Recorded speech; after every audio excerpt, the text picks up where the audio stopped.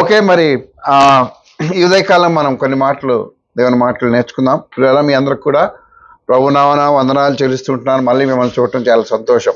2 Timothy పత్రిక 4వ అధ్యాయం 7 నుంచి 8 వచనాలు మనం చదువుదాం. 2 తిమోతి పత్రిక 4వ అధ్యాయం 7-8 వచనాలు చదువుదాం.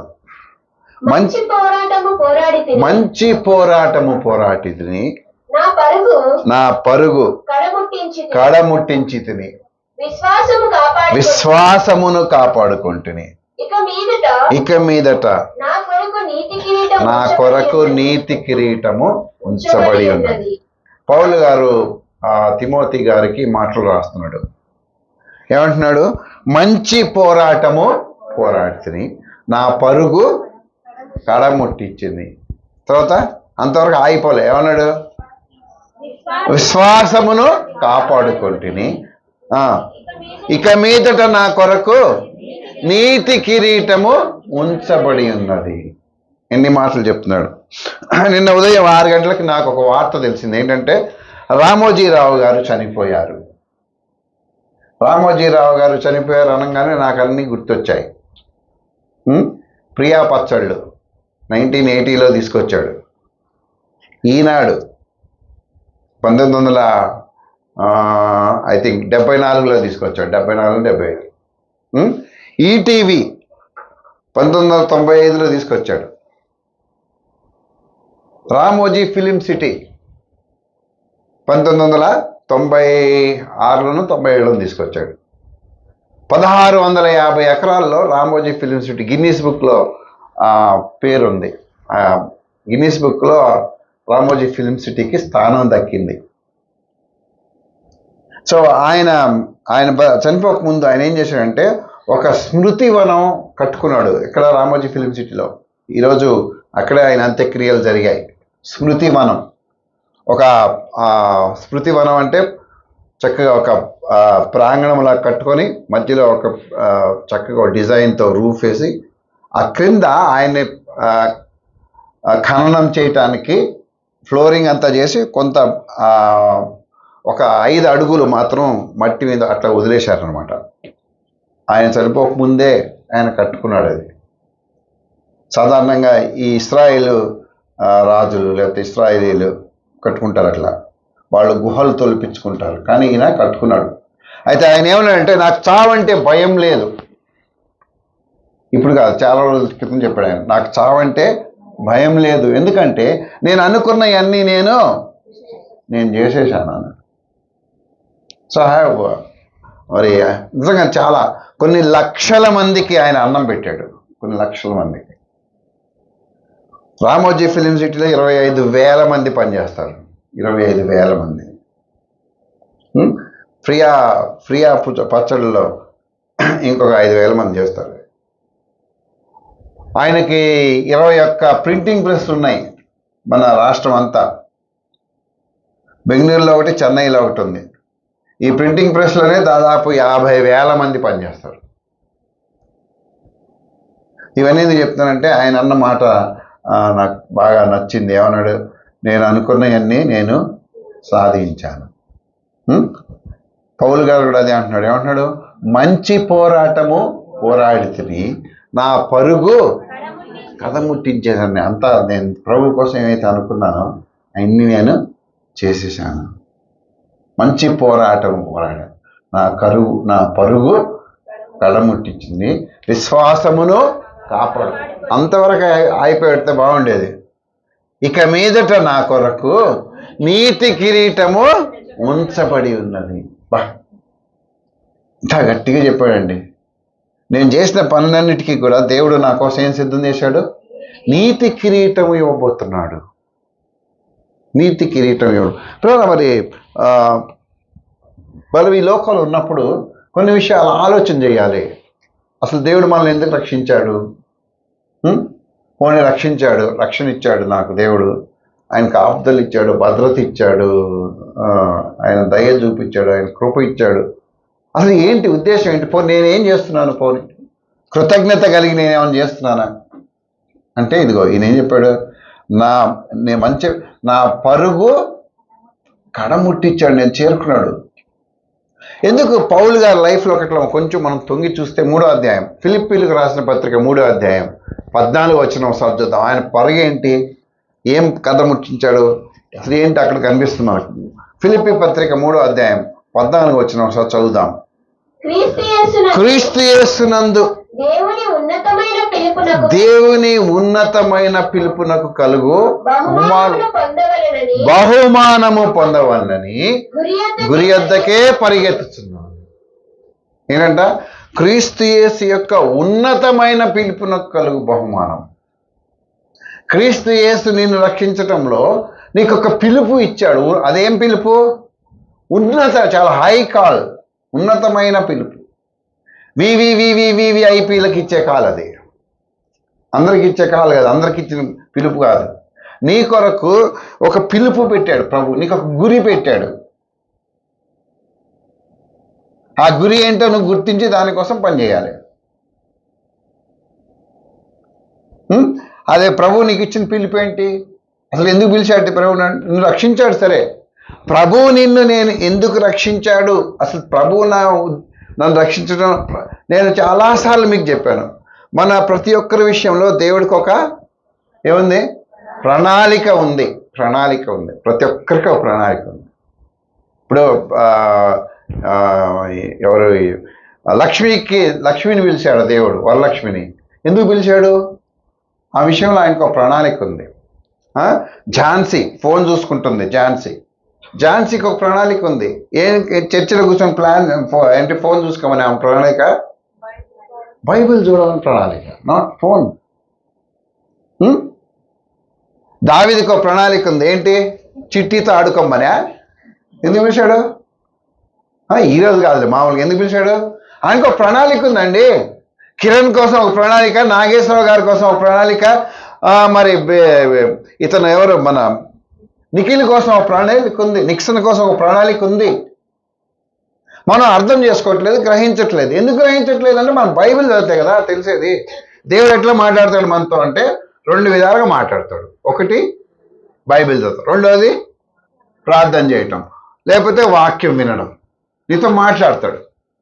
ఆ ప్రణాళిక ఏంటో తెలియకుండా నువ్వు దేవుడు నిన్ను ఎందుకు నిర్దేశించాడు, ఆ గురి నీకు తెలియకుండా నువ్వు ఎట్లా బ్రతుకుతావు?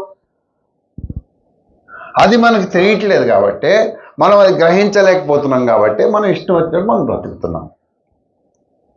ఇప్పుడు ఆయన ఎవరు, రామోజీరావు గారు, ఆయన అన్నీ చేశాడు. ఆయనకు ఇక నేను ఒక పేరు రాసుకున్నా, పచ్చళ్ళు అమ్మే వ్యక్తి నుంచి పద్మభూషణ్ దాకా ఎదిగిపోయాడు. ఆయన లైఫ్ ప్రస్థానం మీరు చూడండి. ఆయన ఎలా ప్రారంభించాడు తన జీవితాన్ని? ఇంట్లో పచ్చళ్ళు తయారు చేసిస్తే వాళ్ళ ఇంట్లో ఉన్న వాళ్ళు అవి తీసుకెళ్ళి ఊరూరా తీసుకెళ్ళి తిరిగి అమ్ముకొచ్చుకునేవాడు. ఊరూరా అంటే పచ్చళ్ళ అమ్మడంతో ఆయన లైఫ్ ప్రారంభించబడింది. ఎక్కడి దాకా ఎదిగింది ఆయన life? Last year, before last year మన ప్రభుత్వం ఆయనకి ఏమిచ్చింది? పద్మభూషణ్ అవార్డు ఇచ్చింది. దేశంలో అత్యున్నతమైన అవార్డుల్లో ఒకటి ఇచ్చింది, పద్మభూషణ్. పచ్చళ్ళు అమ్ముకునేవాడు పద్మభూషణ్ అవార్డు పొందేంత వరకు పనిచేశాడు. అప్పుడు అన్నాడు, ఏంటి, నాకు చావంటే ఇంకా భయం లేదు, నేను చావుకు భయపడి, నేనేమనుకున్నాను అన్నీ నేను సాధించుకున్నాను అన్నాడు. పౌలు ఏమంటున్నాడు? మంచి పోరాటము పోరాడి తిని నా పరుగు తుదముట్టించి తిని. నీ పరుగు ఏంటో తెలుసా? పౌలు గారు ఒక మాట చెప్తాడు ఒకసారి చూడండి. కొరింథీ పత్రిక, మొదటి కొరింథీ పత్రిక, పౌలు గారికి దేవుడు నిర్దేశించిన గురి చెప్తున్నాడు. 1 కొరింథీ పత్రిక 9వ అధ్యాయం 16వ వచనం. 1 కొరింథీ పత్రిక 9వ అధ్యాయం 16వ వచనం చదవమ్మా. నేను సువార్తను ప్రకటించుచున్నను, నాకు అతిశయ కారణము లేదు. ఓకే, ఏం పెట్టాడు భారం దేవుడు? ఆయన మీద ఏం పెట్టాడంట? మన మీద ఏం పెట్టాడు? ఆ మాట అక్కడే పెట్టండి. ఆ మాట అక్కడి నుంచి 16వ అధ్యాయం, మార్క్స్ వార్త 16వ అధ్యాయం 15వ వచనంలోకి వెళ్ళండి. మార్క్స్ వార్త 16వ అధ్యాయం 15వ వచనం. మరియు మీరు సర్వలోకమునకు వెళ్ళి సర్వ సృష్టికి సువార్తను ఏం పెట్టాడు? మన మీద పెట్టాడా? నేను పెడుతున్నానా? మత్తయి సువార్త 28వ అధ్యాయం, మత్తయి సువార్త 28వ అధ్యాయం 19వ వచనం. మత్తయి సువార్త 28వ అధ్యాయం 19వ వచనం. కాబట్టి మీరు వెళ్ళి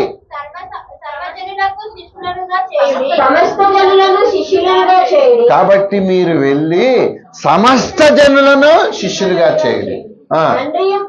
తండ్రి యొక్కయు కుమారుని యొక్కయు పరిశుద్ధాత్మ యొక్కయు నామములోనికి వారికి బాప్తిస్మమిచ్చుచు నేను మీకు ఏ ఏ సంగతులను ఆజ్ఞాపించుచునో వాటినన్నిటినీ గైకొన వలనని వారికి బోధించు. అపోస్తుల కార్యాలు 1వ అధ్యాయం 8వ వచనం. తీస్తున్నారా లేదా బైబిల్? అపోస్తుల కార్యాలు 1వ అధ్యాయం 8వ వచనం. అపోస్తుల కార్యాలు 1వ అధ్యాయం 8వ వచనం. ఆయనను పరిశుద్ధాత్మ దేవుడు మీ మీదికి వచ్చును గనక మీరు శక్తి నొందుదురు గనక మీరు యెరూషలేములోను యూదయ సమరయ దేశములంతటను భూదిగంతముల వరకు నాకు సాక్షులయుందురని. ఏం బాధ్యత పెట్టాడు మన మీద? చెప్పాలి మీరు. ఏం బాధ్యత పెట్టాడు మన మీద? సువార్తను ప్రకటించండి బాధ్యత పెట్టాడు. రక్షింపబడిన ప్రతి ఒక్కరి మీద బాధ్యత. ఆయన ప్రత్యేకంగా ఇది చెప్పనవసరంలా, కామన్ బాధ్యతలు పెట్టాడు. నువ్వు ముందు సువార్త ప్రకటించవయ్యా అని మనం చెప్పగలమా? నా పరుగు తుడముట్టించితిని చెప్పగలమా? చెప్పలేవు. ఎందుకంటే మనం ఏం చేయట్లేదంటే మనము చేసే పనులు నిలిచి ఉండే పనులు చేయట్లేదు. శాశ్వతమైన పనులు అంటే బిల్డింగ్ కట్టే పనులు అయ్యా, డ్యాములు కట్టడం, శాశ్వతమైన పనులు. మనం చచ్చిపోయినా కూడా ఆ పనులు మన గురించి మాట్లాడాలి. ఇప్పుడు బైబిల్ ఉంది మన చేతిలో. బైబిల్ పట్టుకోగానే మీకు ఎవరు గుర్తొస్తారు నాకు తెలియదు, కానీ నాకు మాత్రం విలియం కేరీ గుర్తొస్తాడు. అరే ఎంత సమర్పించుకొని తన యవ్వన జీవితాన్ని త్యాగం చేసి తనకి 24 ఏళ్ళప్పుడు భార్యని పిల్లల్ని తీసుకొని భారతదేశానికి వచ్చిన సంవత్సరంలోపు భార్యని కొడుకుని సంవత్సరాలలోపు భార్యని పోగొట్టుకున్నాడు. అయినా వెనక్కి వెళ్ళలేదు. No turning back. బాగా 7.5 సంవత్సరాలు కష్టపడి బెంగాలీ భాష, హిందీ భాష నేర్చుకున్నాడు, తెలుగు భాష నేర్చుకున్నాడు, ట్రాన్స్లేట్ చేశాడు. ఇంకా ముద్రిద్దామనే లోపల మంటలు అంటుకొని మొత్తం కాలిపోయినాయి. No turning back. వెనక్కి పోలేదు. మళ్ళా ట్రాన్స్లేట్ చేశాడు. ఆయన చనిపోయే నాటికి 48 భాషల్లో కొత్త నిబంధన గ్రంథాన్ని, 36 భాషల్లో మొత్తం బైబిల్ని తర్జుమా చేసి మన చేతిలో పెట్టి వెళ్ళిపోయాడు. మర్చిపోయామా? ఎప్పటిదాకా గుర్తుంటాడు ఆయన మనకి? మనం ఈ లోకంలో ఉన్నంతకాలం గుర్తుంటాడు. అంతెందుకండి, రైలు బండి వచ్చింది. ఎవరు తీసుకొచ్చారు భారతదేశానికి? విలియం కేరీ తీసుకొచ్చాడు. ఈరోజు ఆడపిల్లలు చదువుకుంటున్నారు. ఎవరు తీసుకొచ్చాడు చట్టాన్ని? ఈరోజు సతీ సహగమనం లేదు. నీ జేబులో ఒక పెన్ను ఉంది. ఎవరు పరిచయం చేశాడు? రోజు నీ ఇంటికి ఒక న్యూస్ పేపర్ వస్తుంది. ఎవరు పరిచయం చేశాడు? విలియం కేరీ పరిచయం చేశాడు. అవి నిలిచి ఉండే పనులు. విలియం కేరీ ఏం సంపాదించుకున్నాడు? ఏం సంపాదించుకోలే. మొన్న ఎవరో ఒక ఆయన, నా ఫ్రెండ్, ఒక ఫోటో పెట్టాడు. ఆయన కలకట్టాలో ఉన్న విలియం కేరీ యూనివర్సిటీకి వెళ్ళాడంట. అక్కడికి వెళ్తే అక్కడ సమాధి ఎక్కడుందంటే అక్కడ ఉందన్నారంట. అక్కడికి వెళ్తే ఏమున్నాయి? సమాధి ఉంది, దానిపైన అన్ని ఆకులన్నీ కలిపి ఆ సమాధి అంతా ఎరుకులు కొట్టేసినాయి. సమాధి అక్కడ ఉండిపోయింది. మనం ఇచ్చే విలువ అది. ఆయన చేసిన కార్యాలన్నీ ఇటో పోయినాయి. అంటే ఆయన సమాధిని మనం శుభ్రపరిచి భద్రపరిచినంత మాత్రం కాదు, ఆయన చేసిన క్రియ, ఆ సమాధి ఆయన యొక్క తగ్గింపుని, ఆయన యొక్క సమర్పణని గుర్తుగా ఉంది మనకి ఇక్కడ. నువ్వేం పనులు చేస్తున్నావు అంటే ఏం పనులు చేస్తున్నావు, ఎంతసేపు ఏం సంపాదిస్తున్నావు? సంపాదించొద్దని నేను చెప్పను, అయితే ఇంకోటి చేయొద్దని నేను చెప్పను. ఏమన్నాడు? నా మట్టుకైతే బ్రతుకుట క్రీస్తే, చావైతే లాభం అన్నాడు.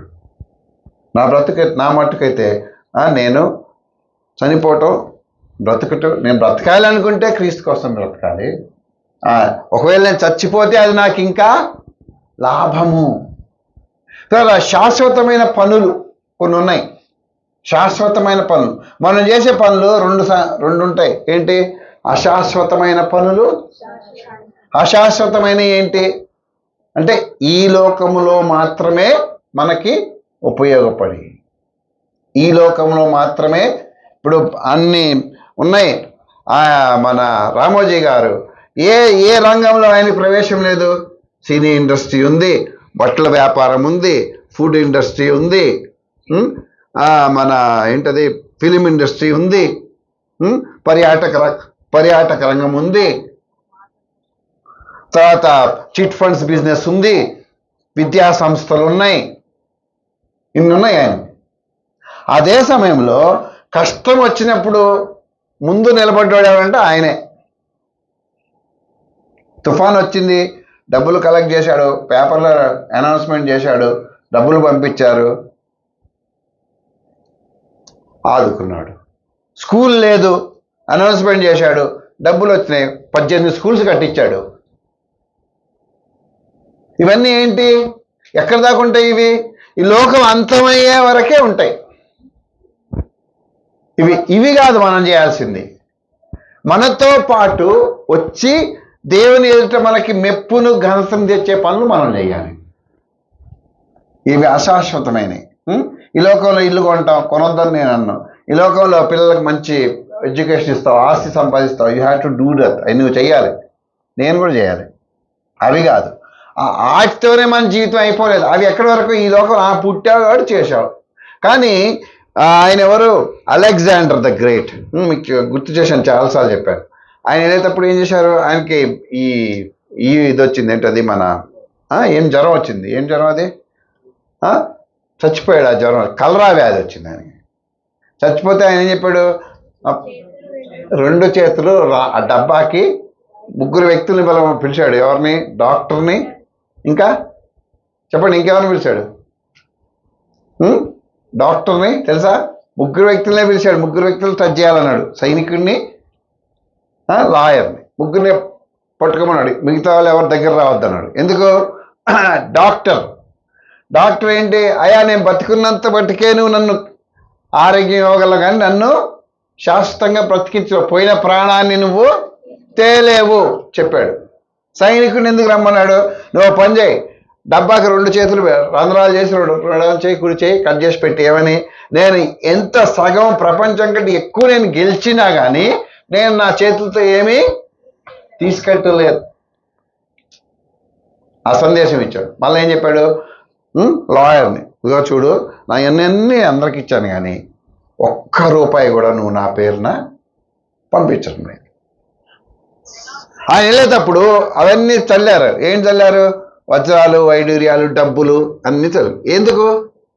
నేను ఇంత సంపాదించినా కూడా ఆఖరి నా బాడీ కూడా ఇక్కడే పెట్టేసేస్తున్నా.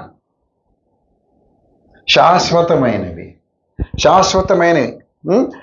పిల్లల, మరి మనం కూడా ఒకసారి ఆలోచన చేయాలి. సరే, ఆయనకి ఇచ్చిన ప్రేరేపణను బట్టి చిన్న స్థాయి నుంచి కష్టపడి చాలా ఉన్నతమైన స్థాయికి ఈరోజు ప్రపంచంలో మరి తెలుగు వారి పేరు వినబడుతుందంటే ఆయన వల్లే. సో ఇప్పుడు ఆయన సంగతి పక్కన పెడదాం, మన సంగతి ఏంటి? మొన్న బర్త్డే అయినప్పుడు అందరూ చెప్పారు, పాస్టర్ గారు అది, పాస్టర్ గారు ఇది, అది ఇది ఏది, ఎక్కడ, ఏంటి వచ్చింది అని చెప్పారు. అంటే అది కాదు నేను వినాలనుకుంది. అప్పుడు నాకు ఐడియా వచ్చింది, ఒకవేళ ఆ రోజు నా మెమోరియల్ సర్వీస్ అయినట్లయితే, నా ఏమంటారు జ్ఞాపకార్థ కూడిక అయినట్టయితే ప్రజలు ఏం చెప్పేవారు నా గురించి? మీరందరూ ఏం చెప్పేవారు? నేను చెప్పనా? ఝాన్సీ బాగా నవ్వుతుంది. ఏం చెప్పేవాడు? ఝాన్సీ మాటలు విందామా? ఏం చెప్పాడు? పాస్టర్ గారు పోయిందే మంచిది, 1 నిమిషం లేట్ వచ్చినా ఏమనేవాడు? తిట్టేవాడు. నేను అప్పుడప్పుడు అనుకుంటాను, మన చర్చిలో చాలా మంది అబ్బాయి ఎప్పుడు పోతాడు వీడు అన్నట్టే చూస్తున్నారు. ఎందుకంటే వాళ్ళు ఎప్పుడో అమావాస్యకి, పౌర్ణమికి వీలు చేసుకొని సెలవు తీసుకొని ఎప్పుడో మనసు బాగలేనప్పుడు కష్టాలు వచ్చినప్పుడు అప్పుడు వస్తున్నారు చర్చికి. నేను అవన్నీ ఒప్పుకోను కదా. మా ప్రిన్సిపల్ గారు వచ్చారు ఈరోజు ఫ్యామిలీతో. ఎవరో కిరణ్, స్వర్ణ వచ్చిందా? వచ్చింది. కిరణ్ ఆ స్కూల్కి హెడ్ మాస్టర్ అంట కదా. హెడ్ మాస్టరా ఏమిటి? హెడ్ మాస్టర్ గారు మాట్లాడాలి, మైక్ పంపినా. ఎన్ని గంటలకు వెళ్తారండి స్కూల్కి తమరు? 7. చర్చికి ఎప్పుడు వచ్చారండి? 10. ఎన్ని గంటలకు వచ్చావు స్వర్ణ? 11:10కి వచ్చావు. ఇట్లాంటివన్నీ ఇష్టం ఉండవు మనకి. ఏదో రాకొచ్చావు ఇటు మొహానికి, వచ్చినందుకు అభినందనలు చెప్పి తప్పట్లు కొట్టించాలి కానీ ఇవి కాదు దేవుడు ఇష్టపడేది. ఇవి కాదు దేవుడు ఇష్టపడేది. శాశ్వతమైనవి ఉన్నాయి, అవి సంపాదించుకోవాలి దేవుడు.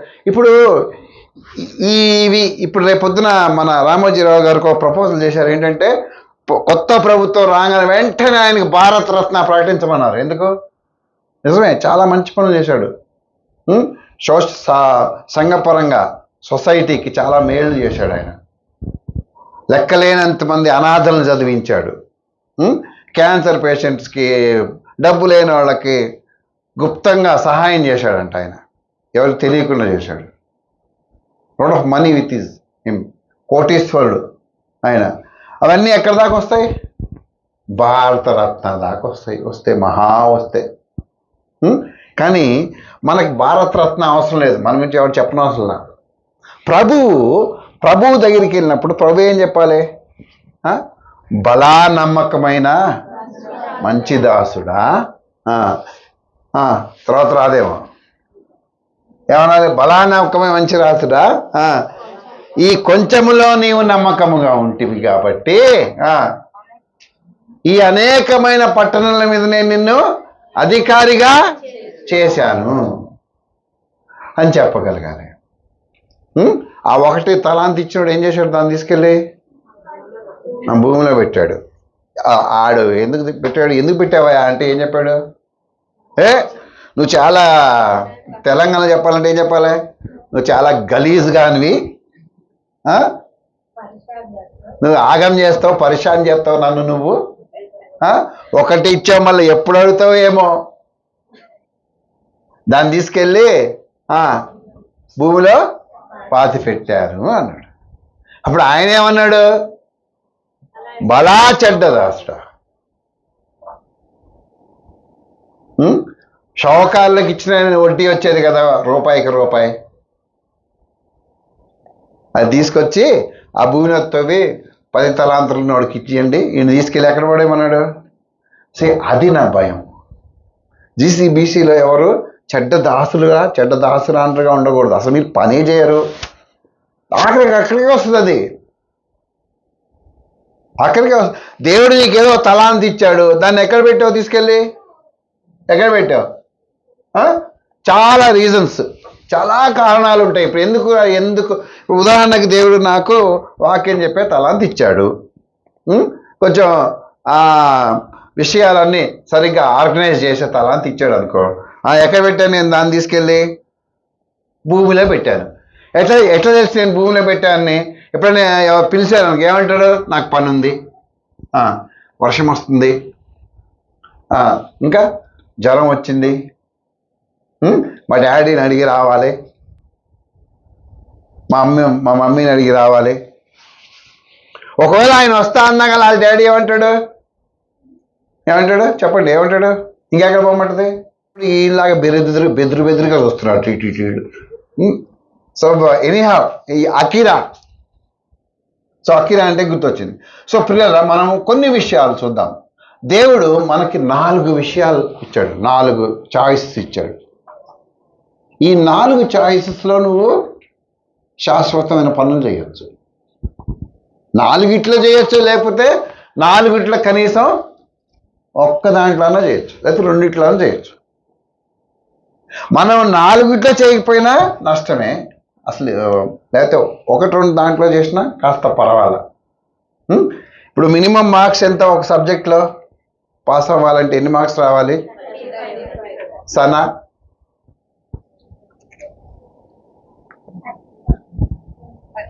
35 మార్క్స్ రావాలి. మ్యాథ్స్లో పాస్ అవ్వాలంటే ఎన్ని మార్క్స్ రావాలి? 20యా? 35ఏనా? లాంగ్వేజ్లో సెకండ్ లాంగ్వేజ్లో 25 రావాలి కదా, మినిమం కనీస మార్కులు. ఇప్పుడు మనం కూడా పరలోకంలో ఓకే రైట్ ఓకే రైట్ మంచి పని చేసావు అని దేవుడితో అనిపించుకోవాలంటే 4 సబ్జెక్ట్స్ ఉన్నాయి, 4 ఒక్క దాంట్లో పార్టిసిపేట్ చేయ కనీసం. 4 పాస్ అయితే గోల్డ్ మెడల్, కనీసం ఒక్కటన్నా పాస్ ఓకే సరే రక్షించాను కదా, కనీసం ఈ పనైనా చేశాడులే ఉంటాయి. దాంట్లో మొదటిది దానియేలు గ్రంథం 12వ అధ్యాయం.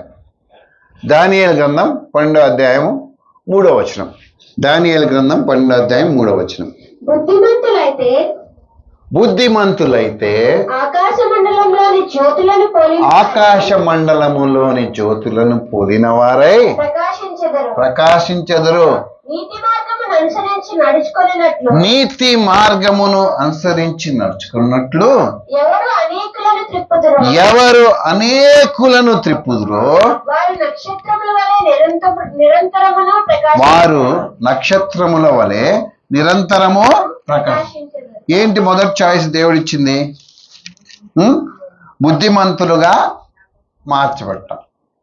అనేకులు నీతి మార్గం అనుసరించి నడుచుకున్నట్లు అనేకుల్ని మనం త్రిప్పటం. అంటే ఎవరైతే ఆత్మలను అన్యులను ప్రభు దగ్గర నడిపిస్తారో వాళ్ళ ఆ నడిపించే బాధ్యత ప్రభు అవకాశం నీకు ఇచ్చాడు, దేవుడు నీకు ఇచ్చాడు. ఎవరైతే అంటే దేవుడు నీకు ఇచ్చిన శాశ్వత పని ఏంటి? అనేక మంది ఆత్మలను ప్రభు దగ్గరికి నడిపించడం. దీనికి అందరూ చేయొచ్చా? ఒకటి పాస్టర్సే చేయొచ్చా?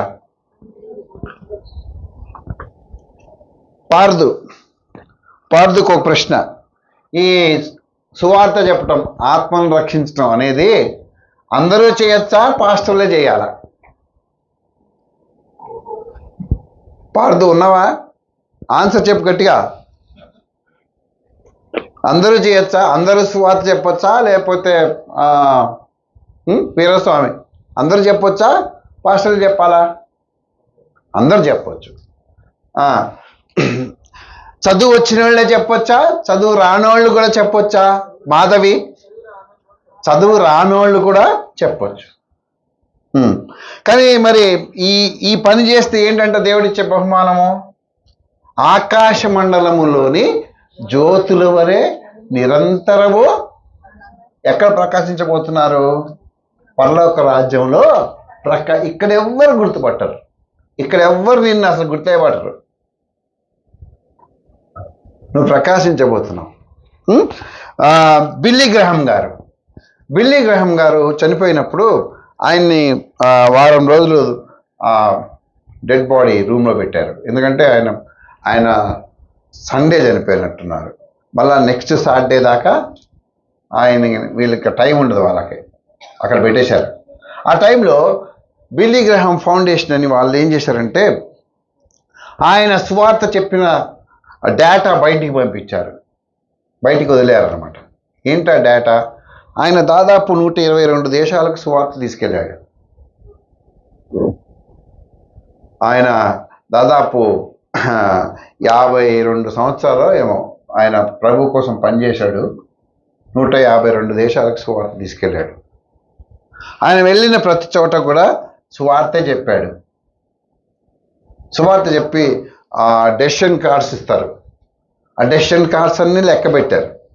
లెక్క పెడితే దాదాపు 2.5 కోట్ల కార్డులు కనిపించాయి అంట. అంటే నేను ప్రభువుని, దేవుని వాక్యం నమ్ముతున్నాను, నేను ప్రభువును నా రక్షకుడిగా అంగీకరిస్తున్నాను అని ఒక కార్డు ఉంటుంది వాళ్ళ దగ్గర. అక్కడ మన పేరు, అడ్రస్, ఫోన్ నెంబర్ రాసి సంతకం చేసి ఇస్తాం. అది వాళ్ళు ప్రార్థన లిస్టులో పెట్టుకుంటారు. ఆ లిస్టుని, ఆ డేటాని వారు పరిశీలించినప్పుడు 2.5 లక్షల మంది కంటే ఎక్కువ మందికి ఆయన సువార్త విని ప్రభువుని అంగీకరించినట్టు డేటా దొరికింది వాళ్ళకి. అంటే ఆయన వాక్యం ద్వారా ఎంతమందికి ప్రభువును పరిచయం చేశాడు అంటే 2.5 లక్షల కంటే ఎక్కువ మందికి ఆయన సువార్తని అందించాడు. సరే, మరి మన సంగతి ఏంటి? పక్కింటోడికి చెప్పాలంటే భయము, ఎదురింటోడికి చెప్పాలంటే భయము, టెనెంట్కి చెప్పాలంటే భయం, కనీసము నీ ఇంట్లో నువ్వు మీటింగ్ పెట్టుకోవాలంటే భయము నీకు. ఎందుకు? పంపించేస్తాడేమో, ఖాళీ చేయమంటాడేమో, ఇద్దరికంటే ఎక్కువ రాకూడదు. ఇష్యూ మన చర్చ వాళ్ళు చెప్పింది, బయట వాళ్ళు కాదు.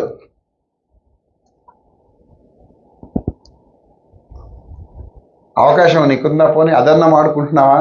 అది కూడా వాడుకోవట్లేదు. నీ కొలీకి చెప్తే భయము, రేపొద్దున ఆడు రాడేమో. నువ్వు పనిచేసే స్థలంలో చెప్తే భయము, ఎక్కడ తీసేస్తారు. నీ ఇంట్లో అసలు నీ బంధువులకు చెప్పవు నువ్వు సువార్త. 24వ అధ్యాయం చూడండి ఒకసారి, సామెతల గ్రంథం 24వ అధ్యాయం. ఈ సంగతి మాకు తెలియదని అని హృదయమును శోధించేవాడు నీ మాట గ్రహించును కదా, నిన్ను కనిపెట్టేవాడు దాన్ని ఎరుగును. ఏమంటున్నాడు? సావునకై పట్టబడిన వారిని నీవు తప్పించవా?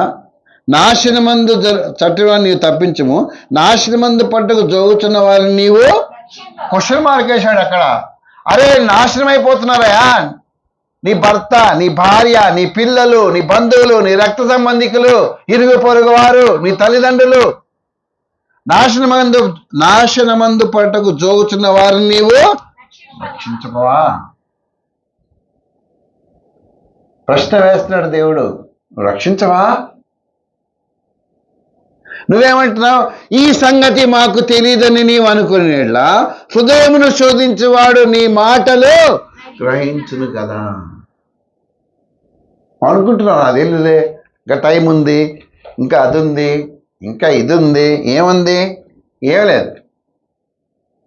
నిన్న ఒకడు సర్వ్ చేశాడు, మాకు ఫుడ్ సర్వ్ చేశాడు. ఎక్కడ? బ్రేక్ఫాస్ట్ సర్వ్ చేశాడు.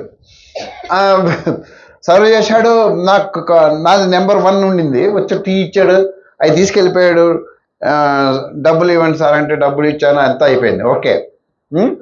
విజయవాడ వచ్చే ముందు సడన్గా మెసేజ్ వస్తుంది, C2లో సంథింగ్ హ్యాపెండ్, డాక్టర్స్ ఎవరు ఉంటే వెళ్ళండి అంటే, మనం ఉండం కదా, ఫస్ట్ మనమే డాక్టర్ లాగా ముందు పోయాం అక్కడికి. పడిపోయాడు. ఎవరు? ఆ సర్వ్ చేసిన బెంగాలీ పిల్లోడు పడిపోయాడు. పడిపోతే ఒక CS పద్ధతి ఏదో వచ్చింది, ఇట్లా ఇట్లా రాస్తున్నారు ఆ గుండెలు చెయ్యేసి.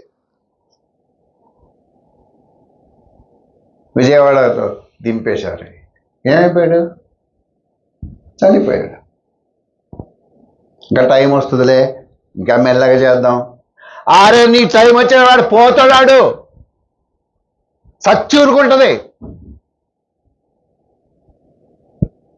మెల్లగా రక్షిద్దాము, మళ్ళా చెప్దాంలే, వాక్యం వినాలి, జాగ్రత్త. నిన్న C2లో మేమెవరం ఏం తీసుకోలేదు, బాధ అనిపించింది. చాలా యాక్టివ్గా పలకరించి అందరిని అడిగి, మేడం మీరు ఏం తింటారు, మీరు వెజ్జా నాన్ వెజ్జా, మీరు ఏం తింటారు, పిల్లలకి కొంచెం బ్రెడ్ జామ్ తెచ్చి అంటే తెచ్చిచ్చాడు. చాలా లిబరల్గా పిల్లోడు బాగా యాక్టివ్గా పనిచేశాడు. నేను కూడా చాలా బాధపడ్డా. అరే, వాడికి తెలిసి అనుకున్నా, ఈ విజయవాడ అయిన తర్వాత ఫ్రీగా ఉంటారు వాళ్ళు. ఖమ్మం కాదు, వరంగల్ దాకా ఫ్రీగా ఉంటారు ట్రైన్లో. అప్పుడు మెల్లిగా పోయి వాడికి సువార్త చెప్దాం అనుకున్నా. నేను కూడా చాలా ఫీల్ అయ్యాను. నేను ఆలోచన రంగాన్ని ఎందుకెళ్ళి చెప్పలేదా అనుకున్నా. ఈ సంగతి మాకు తెలియదని నీవు అనుకునేట్లా నీ హృదయమును శోధించేవాడు నీ మాటలు గ్రహించు కదా, నిన్ను కనిపెట్టేవాడు దాన్ని ఎరుగును కదా. ఇర్మియా గ్రంథం 23వ అధ్యాయంలో ఒక మాట అంటాడు చూడండి. ఇర్మియా గ్రంథం 23వ అధ్యాయము 22వ వచనం. ఇర్మియా గ్రంథం 23వ అధ్యాయం 22వ వచనం.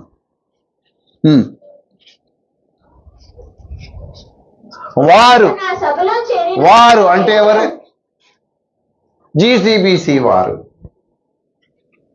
ఎవరు వారు? GCBC వారు. లేకపోతే ఇప్పుడు చర్చిలో కూర్చున్న వారు, నా సభలో చేరిన వారైన ఎడలా వారు నా మాటలు నా ప్రజలకు. నువ్వు గనక చర్చిలో ఉన్నట్టయితే, నువ్వు మారు మనసు పొందిన వ్యక్తి అయితే, తప్పకుండా దేవుని మాటలు వాళ్ళకి తెలియజేస్తావు. ఎవరికి? నా ప్రజలకంటే ఎవరికి? ఆయన సృష్టించిన ప్రజలకి, మారు మనసు లేని వాళ్ళకు తెలియజేస్తావు. ఇంకోటి ఏమంటున్నాడు? చదువమ్మా. దుష్క్రియలు చేయక వారు దుర్మార్గమును విడిచిపెట్టినట్లు వారిని నువ్వు గనక పరలోక రాజ్యానికి వారసురాలుగా ఉన్నట్లయితే, ప్రభు బల్లో గనక నువ్వు చేయి వేస్తున్న వ్యక్తివైతే, తప్పకుండా దేవుని మాటలు, దేవుని ఆజ్ఞలు ఇతరులకి తప్పకుండా తెలియజేసి ఉండేదానివి. వాళ్ళ పాపం నుంచి బయటకు వచ్చేటట్లు తప్పకుండా ప్రయత్నం చేసి ఉండేది. మొన్న వీరస్వామి గారి కుటుంబం టక్కున మాయమైపోయారు గ్లోబ్ నుంచి. నేను ఎత్తుకుంటున్నా, ఎక్కడున్నారంటే ఫోన్ చేశారు.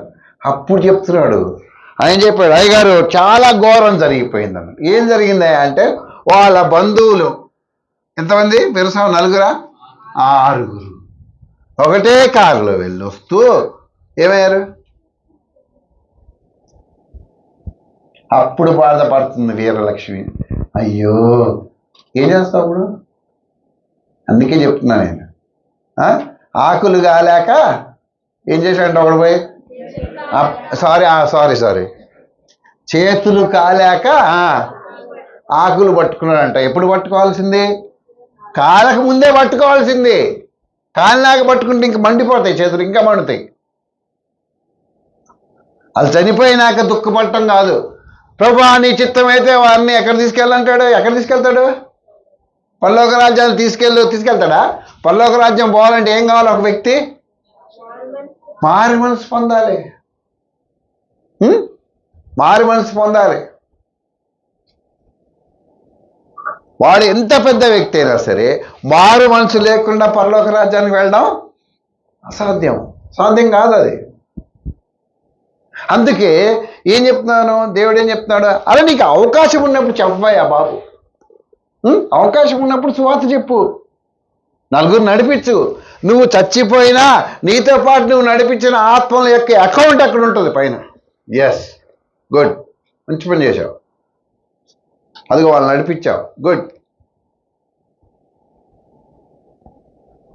అయ్యి తప్ప ఏంటి? అప్పుడప్పుడు ఫోన్ చేస్తుంటావు, కొంతమందికి పేర్లు వద్దులే, ఎక్కడున్నారు? ముచ్చట్లు పెట్టుకుంటున్నావు. ఎక్కడ? ఎవరెవరు ఉన్నారు? మేమందరం ఉన్నాం. ఏం చేస్తున్నారు? ఏం లేదు. ఇదా? వారు నా సభలో చేరిన వారైన ఎడల నా మాటలు నా ప్రజలకు తెలియజేస్తాను. Yes, if your concern about, నువ్వు దేవునిలో ఎరిగిన, నువ్వు చదువు అవసరం లేదు దానికి. నువ్వు చదువు అసలు సెకండరీ థింగ్, అది అవసరం లేదు. దేవుడు నీకేం చేశాడు అది చెప్పు చాలు. నువ్వు పనిచేస్తున్న స్థలంలో నువ్వు చెప్పాలి. నువ్వు చెప్పట్లేదు. దాని ఉద్దేశం ఏంటి? నువ్వు దేవుని మాటల విషయంలో యు నాట్ సీరియస్, నువ్వు శ్రద్ధ కలిగి లేవు. మన చర్చిలో చాలా మంది ఏమనుకుంటున్నారంటే, ఎందుకండి అన్ని గొడవ? రక్షింపడ్డావా? పడ్డావా లేదా? మారు మనసు పొందావా? బాధ్యత తీసుకున్నావు, చాలు. చచ్చిపోతే ఎట్లాగన్నా తీసుకెళ్ళి ఎక్కడికి వెళ్తాం మనం? పరలోకానికి తప్పకుండా వెళ్తావు సరే, తర్వాత ఏంటి? ఆ తర్వాత సంగతే కదా ఇప్పుడు బాధ. నువ్వు పరలోకానికి వెళ్ళవని కాదు, తప్పకుండా వెళ్తావు. You will definitely go to the heaven. నేను కాదని నిన్ను. అయితే పరలోకానికి వెళ్ళిన తర్వాత నీ పరిస్థితి యుగ యుగాలు నేను పని చేయట్లేదు, పవిత్ర ఇంటి దగ్గర నన్ను కాపలా పెడతాడు దేవుడు. నేనేం చేయాలి? దేవుడు బ్రతుకున్నంత కాలం, నేనున్నంత కాలం, పవిత్ర ఉన్నంత కాలం నేను పవిత్ర ఇంటి దగ్గర కాపలాదారుణ్ణే. అక్కడేంటి నీ స్టేటస్ ఏంటి? అక్కడ నీ స్థాయి ఏంటి? అప్పుడు వస్తుంది నీకు ఏడుపు, దుఃఖం, బాధ అప్పుడు కలుగుతుంది. ఏం చేస్తావు అప్పుడు?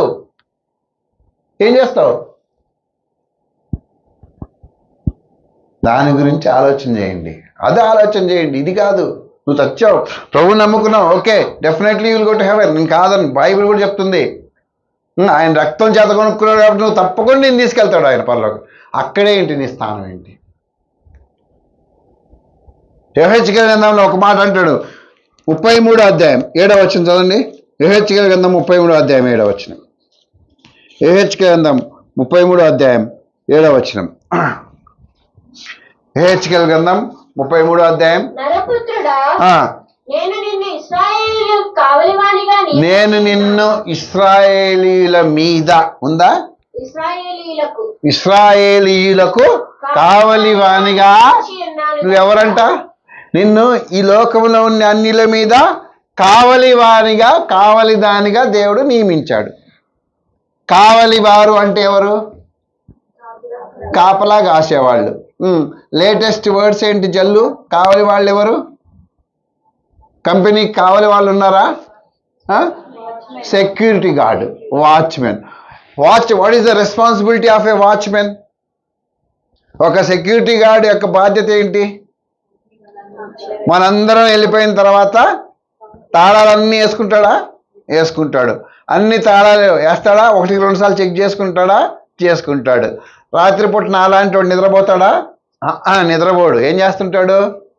జాగ్రత్తగా చూస్తుంటాడు, సీసీ కెమెరాలు చూస్తుంటాడు, తిరుగుతూ ఉంటాడు. ఎందుకు? ఆయన బాధ్యత. ఎవడన్నా దొంగలు వస్తాడేమో, సిస్టమ్ని ఎత్తుకొని పోతాడేమో. అసలే మా నిక్కీ సిస్టమ్స్ బాగున్నాయి, చాలా యాక్టివ్గా పనిచేస్తాయి, ఎవడన్నా ప్రోగ్రామ్ దొంగతనం చేస్తాడేమో అని ఆయన తెలియదు, కానీ జాగ్రత్తగా చూస్తుంటాడు. ఒకవేళ ఆయన అప్రమత్తంగా లేడు, వచ్చి ఎవడైనా సెక్యూరిటీ వాడు ఏం తీసుకెళ్ళడు, అగ్గిపొల్ల గీసేసి పోతాడు. ఎవరి బాధ్యత చెప్పండి? ఎవరిది బాధ్యత? సెక్యూరిటీ ఎవరిది బాధ్యత? నిన్ను కావాలి వాని నీ బాధ్యత ఏంటి? అరే నా పక్కనోడు ప్రభువుని నమ్ముకున్నాడా లేదా? నా పక్కన అమ్మాయి నేను స్థలంలో నేను పనిచేస్తున్నా నా ఉద్యోగి, సహా ఉద్యోగి అయితే ఉద్యోగిని ప్రభువుని నమ్ముకుందా లేదా? నా బంధువులు ప్రభువుని తెలుసుకున్నారా లేదా? పొలాలను నాతో పనిచేస్తున్న వాళ్ళు తెలుసుకున్నారా లేదా? తెలుసుకోకపోతే వాళ్ళకి తెలియజేయాలి. అది నీ బాధ్యత. సో నువ్వు శాశ్వతమే. నువ్వెన్ని ఆత్మలు చూడండి, మొన్న జూన్ 6వ తారీఖున మన భక్త సింగ్ గారి బర్త్డే. ఆ రోజు ఆయన గురించి కొన్ని మాటలు చదివాను నేను. ఆయన దాదాపు ఆయన బ్రతుకున్న ప్రభు కోసం ఆయన 58 సంవత్సరాలు పనిచేశాడు. ఆయన ప్రభు కోసం పనిచేసిన సమయాల్లో ఆయన ఆయన ఆయన ప్రత్యక్షంగా పాల్పొందినవి, లేకపోతే ఆయన ప్రత్యక్షంగా పాల్పొంది ఆయా ప్రాంతాలకు వెళ్ళి 10,000 సంఘాల కంటే ఎక్కువ సంఘాలు కట్టాడంట ఆయన. 10,000 churches. It's not a joke. ప్రపంచ నలుమూలల 10,000 కంటే ఎక్కువ సంఘాలు కట్టాడు ఆయన. ఆయా సంఘాలను చూసి మిగతా సంఘాలు ఏర్పడ్డాయి. ఇప్పుడు హెబ్రోను సంఘం బ్రాంచెస్ ఇప్పుడు అన్ని విడిపోయినాయి అనుకోండి. ఒకవేళ లెక్క తీసుకుంటే భక్త సింగ్ గారి సహవాసం ద్వారా ఆయన వాక్య పరిచర్యలో, ఆయన పరిచర్యలో దాదాపు 50,000 కంటే ఎక్కువ సంఘాలు ఆయన ప్రభు కోసం కట్టాడు.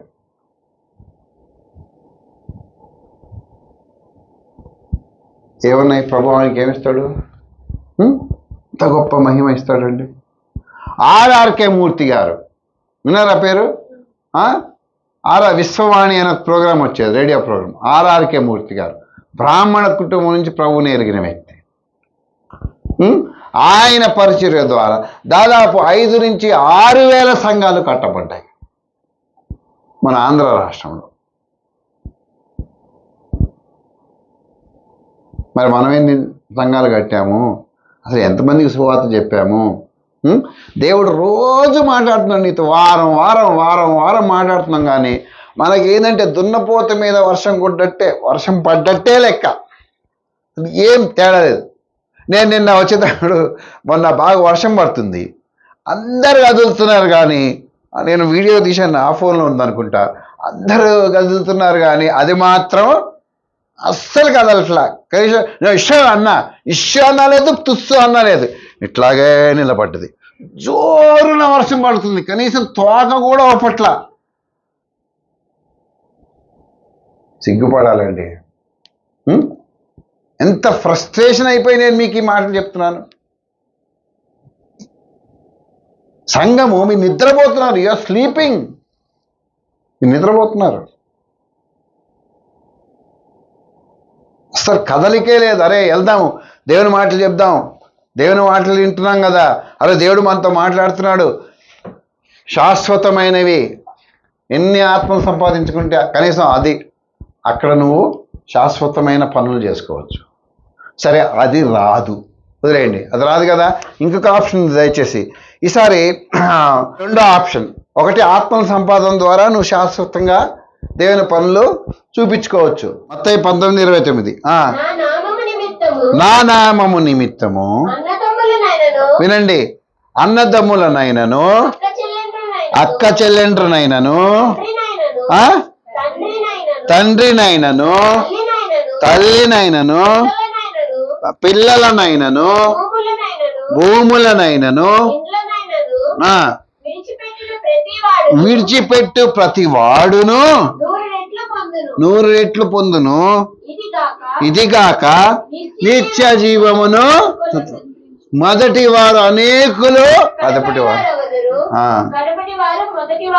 అది ప్రభువు కోసము నువ్వు నష్టపోయిన దాన్ని బట్టి నువ్వు శాశ్వతమైన కట్టడాలు కట్టుకోవచ్చు. ఎక్కడ ఎక్కడ పరలోకం.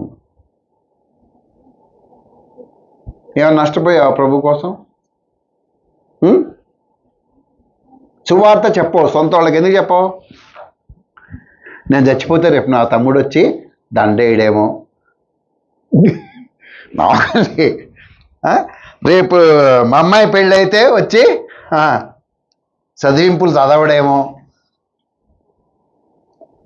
సహాయం కాదు, నేను ఆల్రెడీ మా తమ్ముడు కూతురికి నేను పెళ్లి చేశాను కదా, 10,000 రూపాయలు ఇచ్చా. ఇప్పుడు నేను ప్రభు సువార్త చెప్తే ఏమంటాడు? అక్కను వాడు చేరిపోయావు, లేకపోతే అన్నాను వాడు చేరిపోయావు, నేను నీ దగ్గరికి రాను. మరి నేను ఇచ్చిన 10,000 రావద్దా? రావాలా వద్దా? ఏమయ్యా అశోక్, రావాలా వద్దా? 10,000 ఇచ్చా నేను. ఎందుకు చెప్పవంటే వాళ్ళు నన్ను ఏమంటారు, నన్ను వెలివేస్తారేమో. అంతేనా? అంతేనా కాదా? ఏం చేయమ్మా, అంతేనా? చెప్పాలి, మాట్లాడాలి మీరు. నాకు ఎందుకు అవకాశం వచ్చింది, మాట్లాడండి. ఎందుకు చెప్పారు మీరు సువార్త అంటే? ఇదిగో ఇదే, వాళ్ళ ఆస్తులు ఇవ్వరేమో, ఆ భూమిలో మా నాన్న ఇయ్యాల రేపు పోయేటట్టున్నాడు, లేకపోతే మా అమ్మ పోయేటట్టుంది, ఆ భూమి పంచడేమో. ఏడు శ్రీనివాస్ వస్తున్నాడా దుబాయ్, పంచడేమో.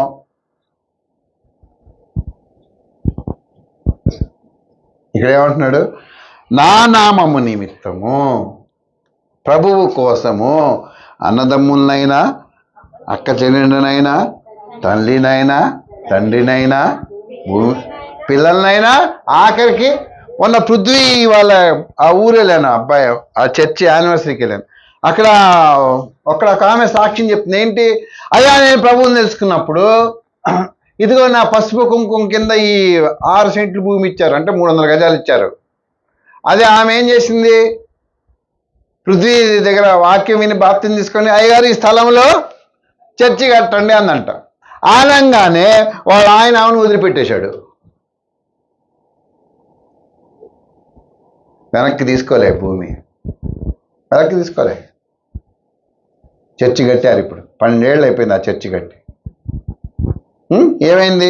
ప్రార్థన చేశారు, మళ్ళీ ఆమె భర్త వచ్చేసాడు, పిల్లలు పుట్టారు, హ్యాపీ ఫ్యామిలీ.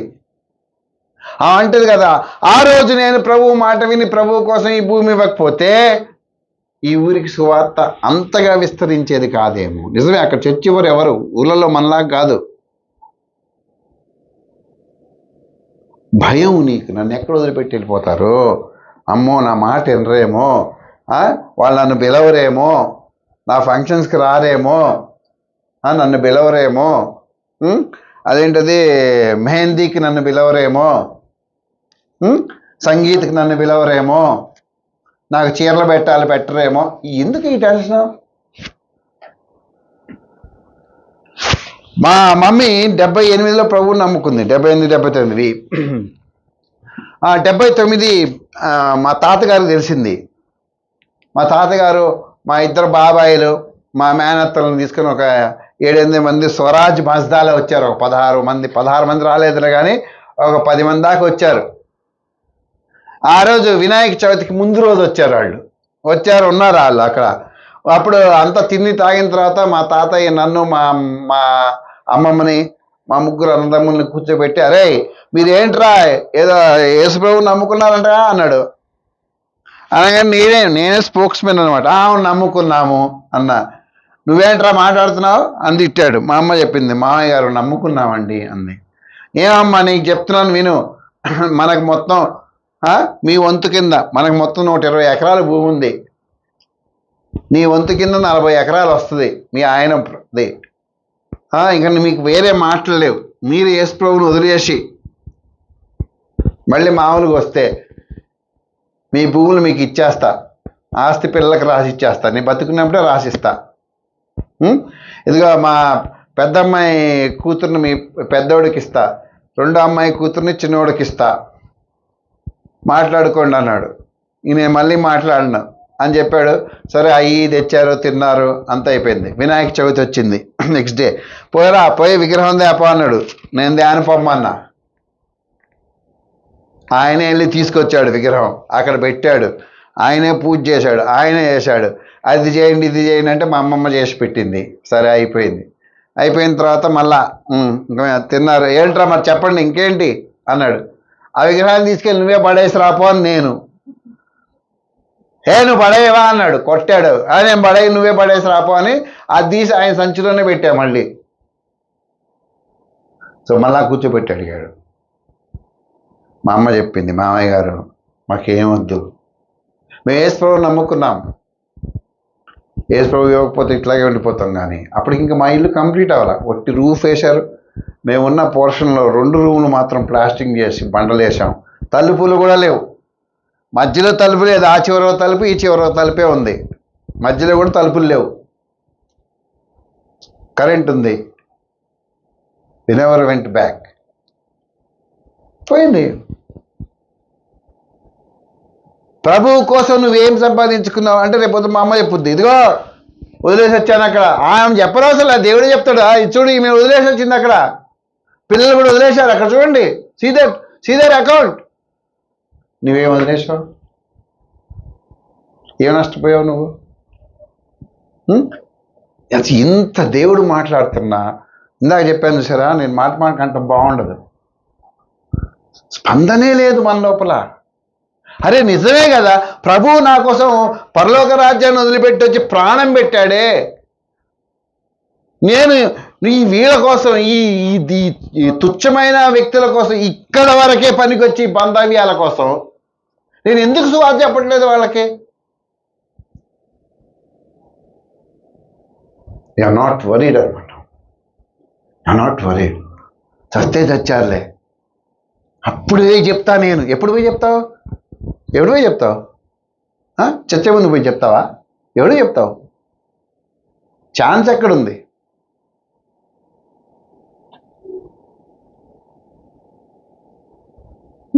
అసలు చర్చించి బయటికి వెళ్తావు లేదు చూడు. ఇప్పుడు మనకు అస్సలు బాధలు.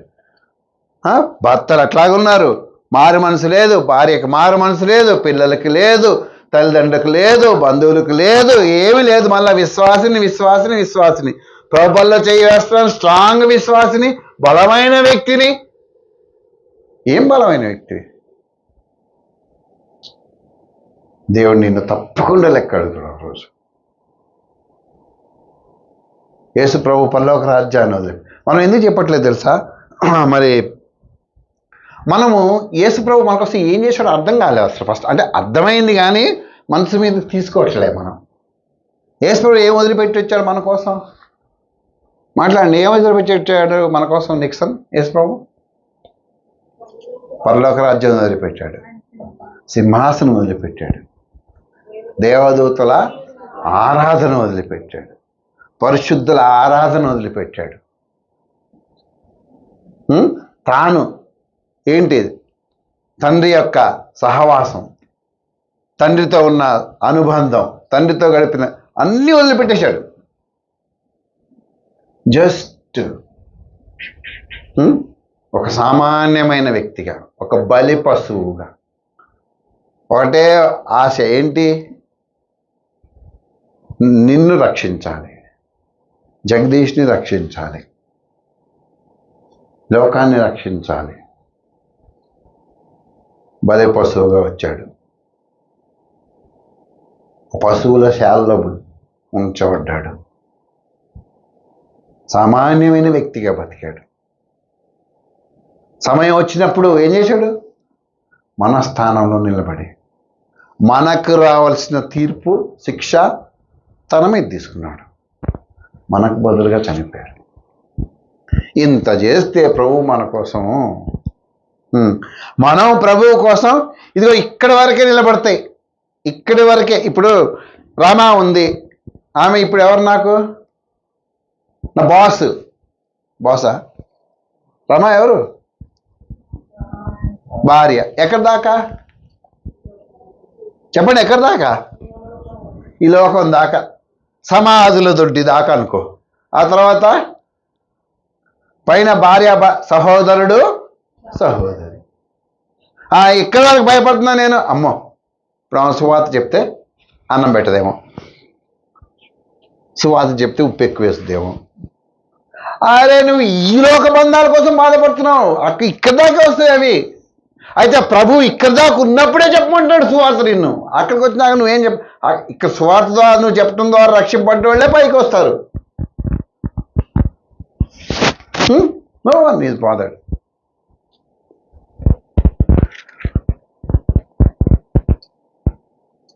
ఆలోచించే. రెండు ఆప్షన్స్ చెప్పాడు దేవుడు. ఒకటి ఏం ఆప్షను? మొదటి ఆప్షన్ ఏంటి? ఆత్మలు తీసుకొని రావడం ఒక ఆప్షన్. రెండోది ప్రభువు కోసం నష్టపోయినాయి ఏమన్నాయా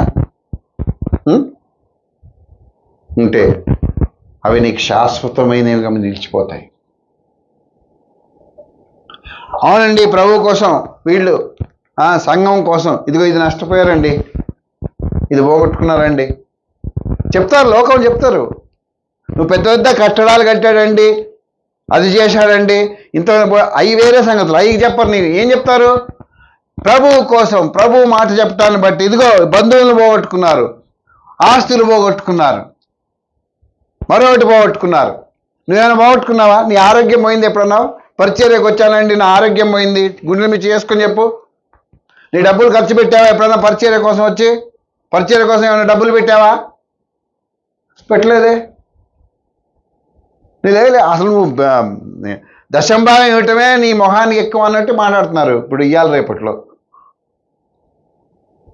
ఉన్నాయా? నువ్వు చెప్పుకోగలవు పోనీ?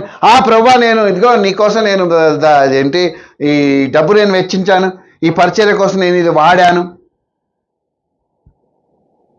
ఇదిగో సువార్త ప్రకటన కోసం నేను ఈ డబ్బులు ఇచ్చాను ప్రభా.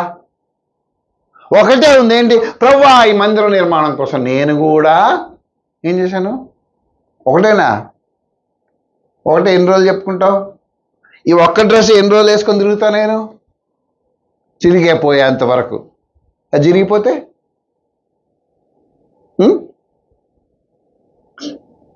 ఆలోచన చేయండి. శాశ్వతమైన ప్రభు కోసం ఏం నష్టపోయావు నువ్వు? ఏం నష్టపోయావు? ఉంటే చెప్పు, లిస్ట్ చెప్పు. ఇదిగో నేను చెప్పాను, ప్రభు కోసం నా హెల్త్ పాడైంది, ప్రభు కోసం నన్ను తిరగొద్దే అన్నాడు. నేను ఆమెకి ఇంకా చెప్పలేదు. నో మోర్ ప్రయాణాలు అన్నాడు నన్ను డాక్టర్. నువ్వు ప్రయాణం చేస్తే నీ ఇష్టం అన్నాడు ఆయన. I never told. చూసుకుంటాడు దేవుడు అని. నిన్న ఆ పిల్లోడు పడిపోగానే నాకు డక్కుమన్నది. నిజంగా డాక్టర్ చెప్పాడు కదా, చూసుకుంటాడు దేవుడు అని. ఏంటి నువ్వు నష్టపోయింది? నువ్వు చెప్పు, ఒకటి చెప్పు. మైక్ పంపిస్తాను కావాలంటే చెప్పు. ఏం మట్టి నష్టపోయావు నువ్వు? ఏం నష్టపోయావు? పైగా ఆయన మీద అలుగుడు, ప్రవ్వా నాకు ఇది ఇవ్వలేదు, ప్రవ్వా నువ్వు నాకు అది ఇవ్వలేదు, ఇది చేయలేదు ప్రవ్వా, వాళ్ళకెందుకు ఇచ్చావు, నాకెందుకు లేదు, మేము ఇంత కష్టపడుతున్నాం, ఇంత చేస్తున్నాం ప్రవ్వా. ఏం చేస్తున్నావు? ఏం కష్టపడుతున్నావు?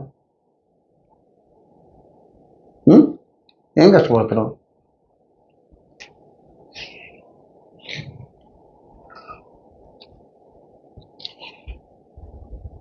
ఈరోజు ఆపేద్దాం, సమయం అయిపోయింది. మిగతా 2 విషయాలు వచ్చే వారం మాట్లాడుకుందాం. ఆత్మల సంపాదన అదన్నా చెయ్యి, కనీసం స్వార్థ చెప్పు, చచ్చిపో, చంపేస్తే చచ్చిపో, ఏం కాదు. ఏమవుద్ది ఇప్పుడు నేను చచ్చిపోతే ఏమైనా నష్టమా? చెప్పండి. నేను ఇప్పుడు చచ్చిపోయాను అనుకో, సువార్త చెప్తా, ఏమైనా నష్టమా? ఝాన్సీ, మా ఇంట్లో ఏమైనా నష్టమా? పోనీ చర్చిలో ఏమైనా నష్టమా? కేసీఆర్ కాదు కదా, ఎవరైనా రేవంత్కి ఏమైనా నష్టమా? ఏం నష్టం లేదు. ఎట్లా రిటైర్మెంట్ అయినా డబ్బులు ఇస్తాడు, అప్పుడు ఇస్తాడు. ఎట్లనే మీరున్నారు, మీరు చూసుకుంటారు. ఎట్లనే వాళ్ళు అక్కడ సెటిల్ అవుతారు, వాళ్ళు చూసుకుంటారు. ఏం నష్టం? ఎవరికి నష్టం లేదు. చచ్చిపో. నువ్వు సువార్త చెప్పినాడు. ఇప్పుడు ఈ యోహాను బాప్తిజం ఇచ్చి యోహాను గారు ప్రభువుని అడిగాడంట, ప్రభువా నేను బాప్తిజం ఇచ్చాను, పుట్టినప్పటి నుంచి పరిశుద్ధాత్మతో నింపబడ్డాను, నేను ఇంత చేశాను, ఇంక బాప్తిజం ఇచ్చేసాను కదా యేసు ప్రభుకి, నేను వచ్చేస్తాను ప్రభువా అని అడిగాడంట.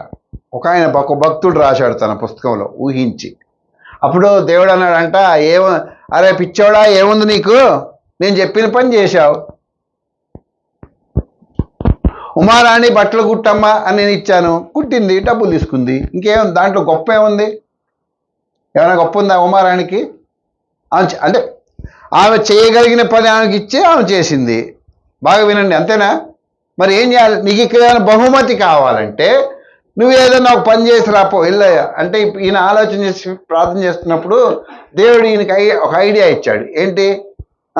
అక్కడ ఒక ఆయన ఉన్నాడు, హేరోదు రాజు. హేరోదు ఏం చేశాడు? వాళ్ళ వదినతో అక్రమ సంబంధం పెట్టుకున్నాడు. ప్రజలు చాలా మంచి పని చేశావు, వెరీ గుడ్, ఒక విధవరాలకి జీవితం ఇచ్చారు, అది ఇది అన్నారంట. ఈయన వెళ్ళి, నువ్వు దేవుని వాక్యానికి ధర్మశాస్త్రానికి విరోధంగా నువ్వు పనిచేస్తున్నావు, మీ వదిలిపెట్టాను అంట. అనగా నీకేమొచ్చింది? తీసుకెళ్ళి పడేయండి నేను లోపల. ఎక్కడ? ఆయన బర్త్డే వచ్చింది.